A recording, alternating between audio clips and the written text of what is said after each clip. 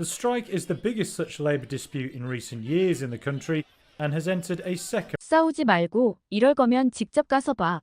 이곳은 인도 내 삼성 공장. 현재 노사 갈등이 극에 치닫고 있습니다. 결국 이 소식은 미국 하버드 대학까지 전해져서 학생들까지 참전하여 열띤 토론을 벌이고 있는데요. 여기는 미국 하버드 대학교의 한 강의실입니다. 학생들이 서로를 향해 손가락질하며 격렬하게 토론하고 있습니다. 그들의 목소리는 점점 더 높아지고 있습니다. 이 학생들의 대화 주제는 인도 내 삼성전자 공장의 노사 갈등입니다. 그로 인해 A팀의 학생들은 삼성 공장의 입장, B팀은 노동조합의 입장에서 서로 토론하고 있는데요. 처음엔 서로 좋은 분위기로 시작했지만 결국 손가락질하며 난장판이 되었습니다. 대체 왜 이렇게 된 걸까요? 제 이름은 그레이스 킴입니다. 저는 현재 하버드 대학교 의과대학에 재학 중인 한국계 미국인 학생입니다. 오늘도 평범한 어느 날, 저는 우연히 국제보건과 외교라는 교양 과목을 듣게 되었습니다. 이 수업에서 우리는 다양한 국제보건 이슈에 대해 토론했습니다. 에이즈, 말라리아와 같은 감염병 문제부터 기후변화가 건강에 미치는 영향, 그리고 의료기술의 불균형한 분배 문제까지 이런 주제들을 다루면서 저는 의사로서의 역할이 단순히 환자를 치료하는 것을 넘어 더 큰 책임이 있다는 것을 깨달았습니다. 특히 인상 깊었던 것은 다국적 기업의 의약품 특허권과 개발도상국의 의약품 접근성 문제에 대한 토론이었습니다. 이 과정에서 저는 제 한국계 배경이 독특한 관점을 제공할 수 있다는 것을 알게 되었습니다. 한국의 제약산업 발전 사례와 보편적 의료보험 시스템에 대해 이야기하면서 저는 처음으로 제 문화적 배경에 자부심을 느꼈습니다. 게다가 한국이 생각보다 의료 수준이 상당히 높다는 것이었습니다. 그것도 다른 나라 대비 저렴한 비용으로 혜택을 볼 수 있었죠. 그래서 한편으로는 다른 나라의 많은 사람들이 한국으로 의료 관광을 가나 싶었습니다. 어쨌든 이 수업은 10명의 학생들이 두 팀으로 나뉘어 진행되는 토론 세션으로 진행되었습니다. 이번에는 좀 특이한 주제였습니다. 이번 주제는 현재 이슈가 되고 있는 인도 내 삼성전자 공장의 노사 갈등이었습니다. 저를 포함한 5명이 A팀이 되어 한국 기업의 입장을, 나머지 5명이 B팀이 되어 인도 노동자들의 입장을 대변하게 되었습니다. 사실 의료와 크게 연관이 없는 것 같았지만 다양한 사례와 시선이 필요하다며 진행하는 거라고 교수님이 알려주셨죠. 우리는 토론이 시작되자 교실의 분위기는 금세 달아올랐습니다. B팀의 한 인도계 학생이 먼저 입을 열었습니다. 제가 조사한 바에 따르면 삼성전자는 인도 노동자들을 착취하고 있습니다. 그들은 한국 직원들에 비해 턱없이 낮은 임금을 받고 있으며 노동 환경도 열악합니다. 이는 명백한 차별이며 인권 침해입니다.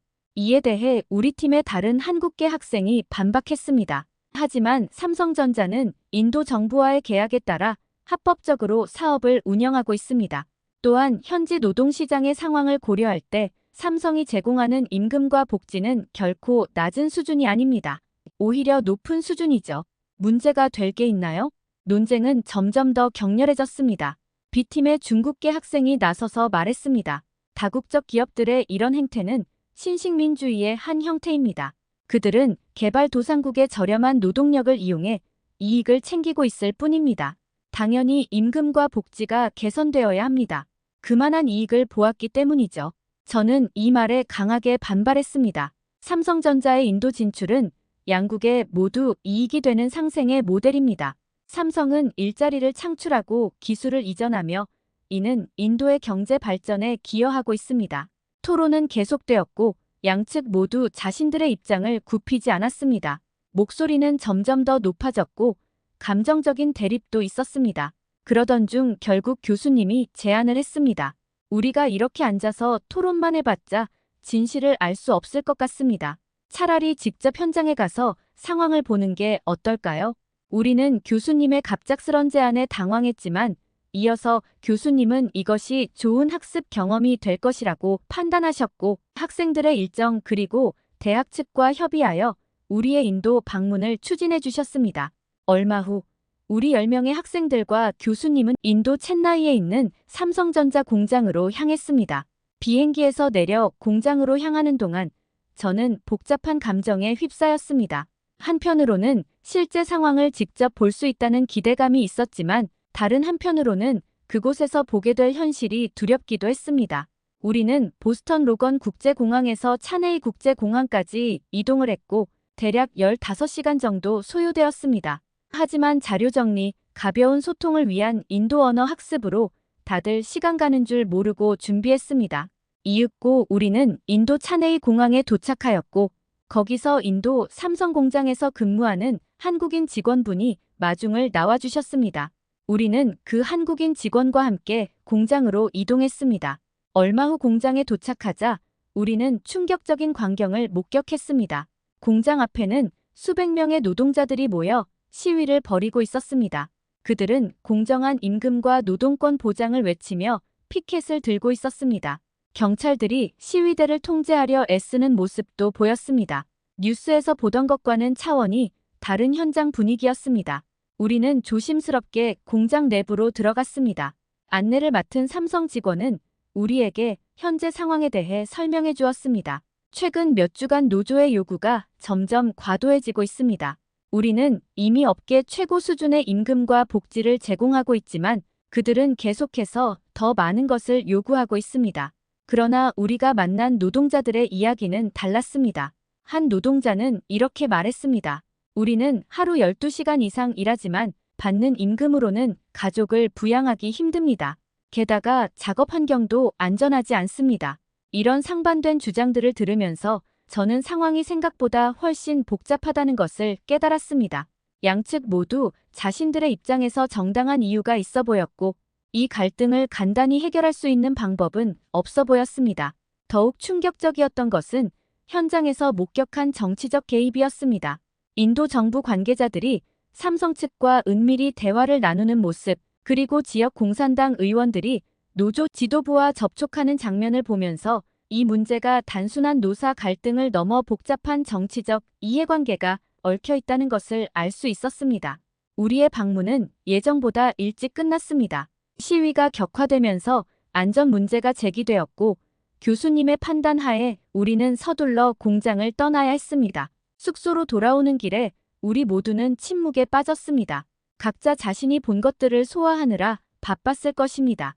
그날 밤 우리는 호텔 회의실에 모여 토론을 이어갔습니다. 하지만 이번에는 분위기가 사뭇 달랐습니다.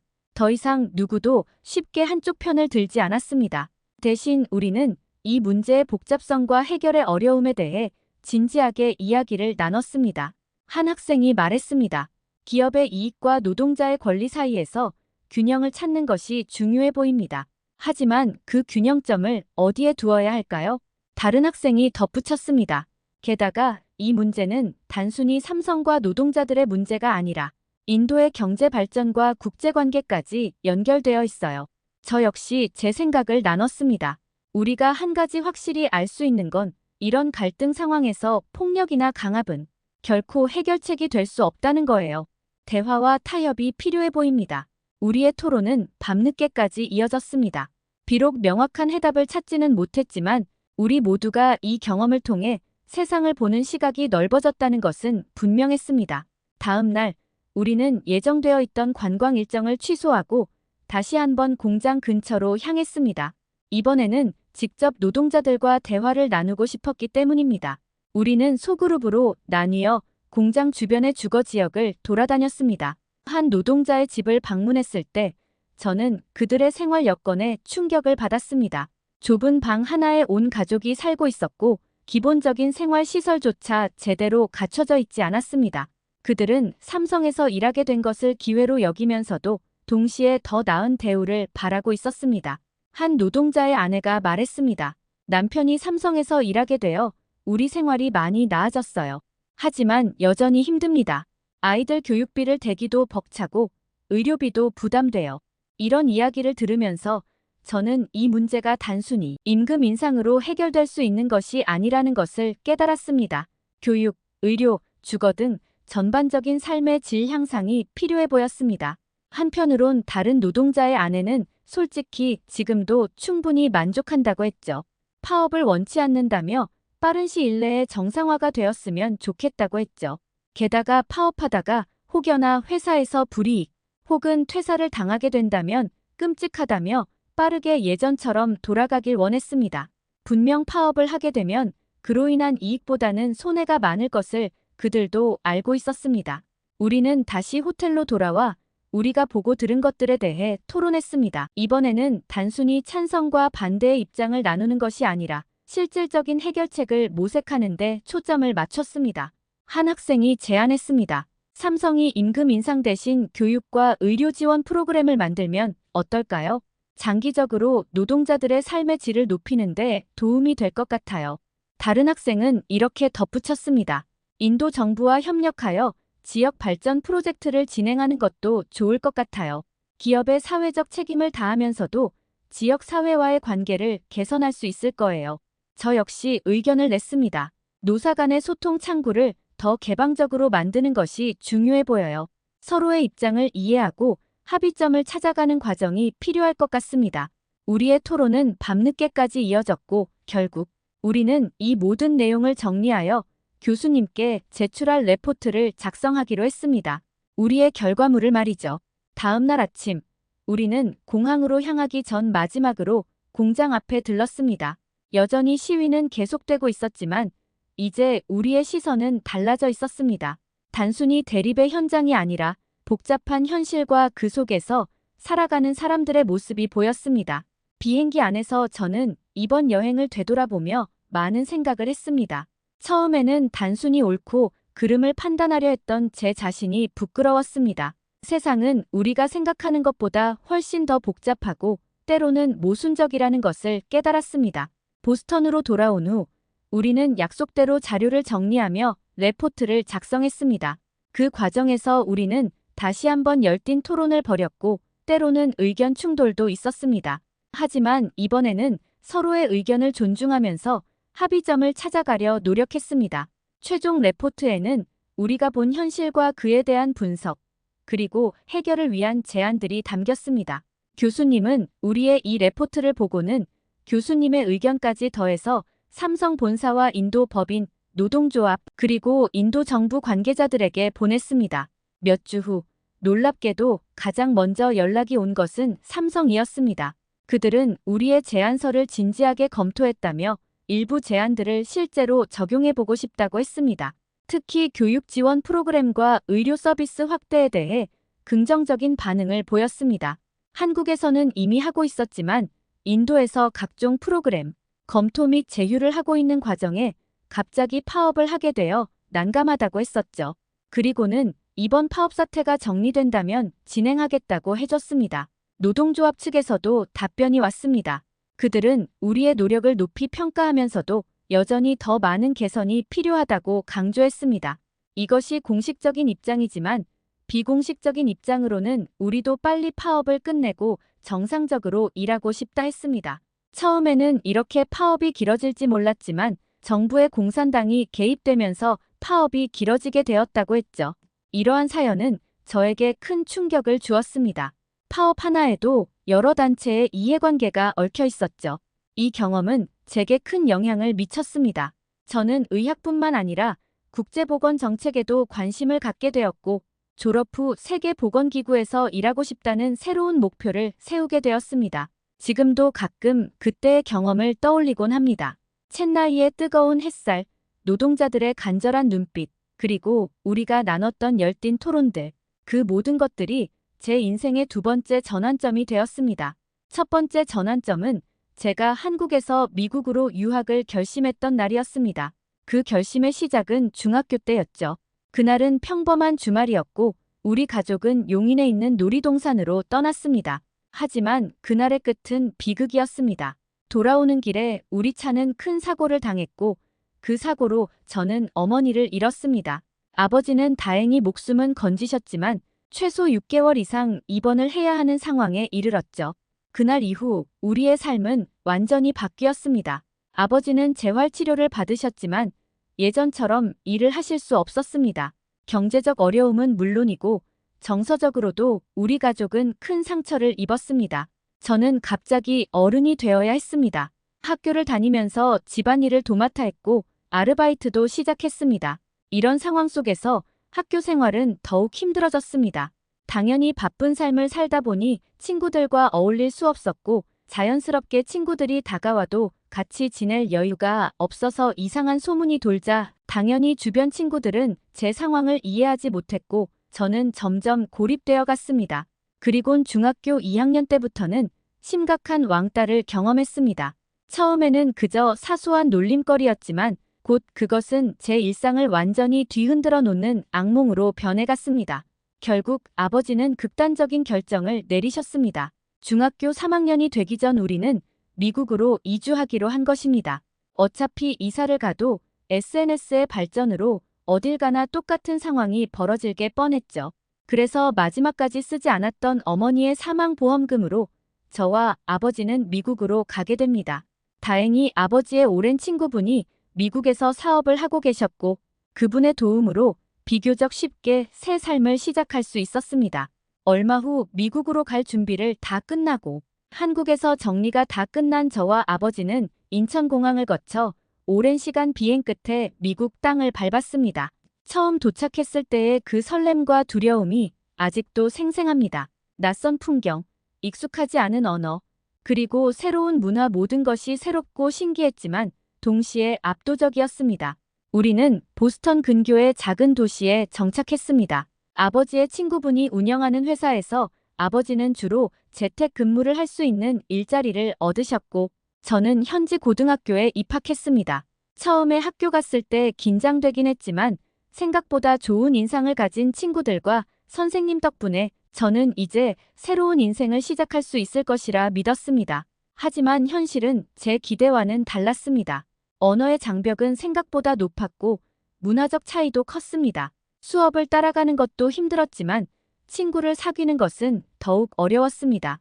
점심시간에 혼자 앉아있는 일이 다반사였고 그룹 프로젝트를 할 때마다 아웃사이더가 되는 기분이었습니다. 게다가 일부 학생들은 저를 향해 인종차별적인 발언과 행동을 서슴지 않았습니다.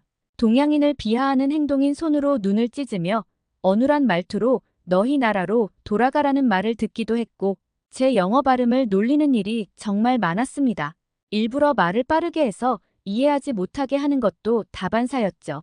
그 덕분에 한국에서의 경험이 떠올랐고 저는 다시 한번 절망에 빠졌습니다. 하지만 이번에는 달랐습니다. 저는 더 이상 도망칠 곳이 없다는 것을 깨달았습니다. 이곳에서 성공하지 못하면 정말로 갈 곳이 없다는 절박함이 저를 움직이게 했습니다. 그래서 저는 이를 악물고 공부에 매진했습니다. 제가 할 수 있는 건 공부밖에 없다고 생각했죠. 매일 밤 늦게까지 책상에 앉아 영어 공부를 했고 수업 내용을 복습했습니다. 주말에도 도서관에 가서 공부했죠. 아버지께서는 제가 너무 무리하는 것 아니냐며 걱정하셨지만 저는 멈출 수 없었습니다. 이것이 제가 이 상황을 극복할 수 있는 유일한 방법이라고 믿었기 때문입니다. 점차 제 노력이 결실을 맺기 시작했습니다. 영어 실력이 향상되면서 수업을 따라가는 것이 수월해졌고 성적도 올랐습니다. 선생님들께서는 제 열정과 노력을 인정해 주셨고 일부 학생들도 저에게 관심을 보이기 시작했습니다. 고등학교 3학년이 되자 저는 대학 진학을 준비하기 시작했습니다. 처음에는 그저 좋은 대학에 가고 싶다는 막연한 꿈이 있었을 뿐이었습니다. 하지만 진로 상담 선생님과의 대화를 통해 저는 제 꿈을 구체화할 수 있었습니다. 어릴 적부터 저는 의사가 되고 싶었습니다. 아픈 사람들을 돕고 싶다는 순수한 마음에서 시작된 꿈이었죠. 하지만 미국에 와서 겪은 경험들로 인해 저는 그 꿈에 새로운 의미를 더하게 되었습니다.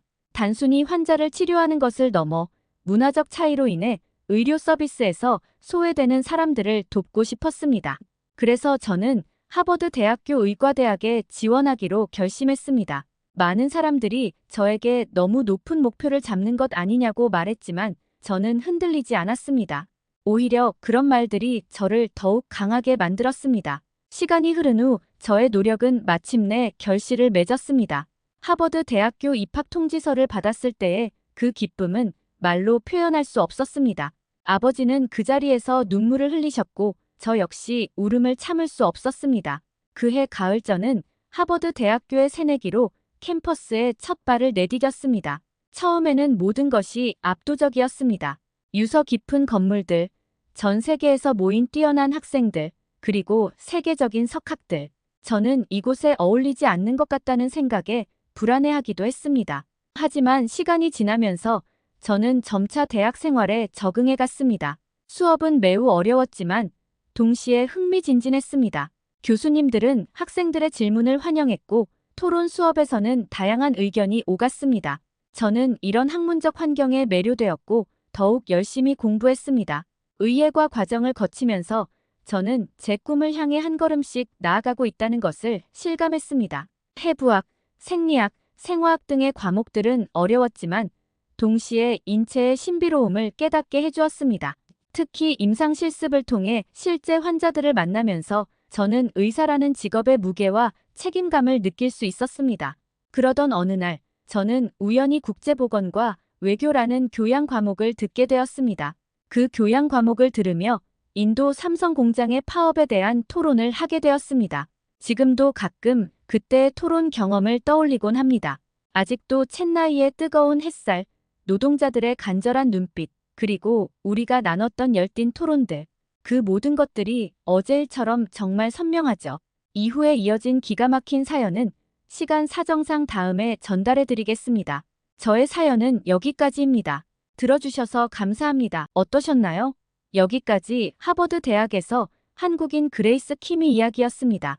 여러분의 생각을 댓글로 적어주세요. 좋아요와 구독은 저에게 큰 힘이 됩니다. 오늘도 감동 가득한 하루 되세요. 세계 감동 실화였습니다.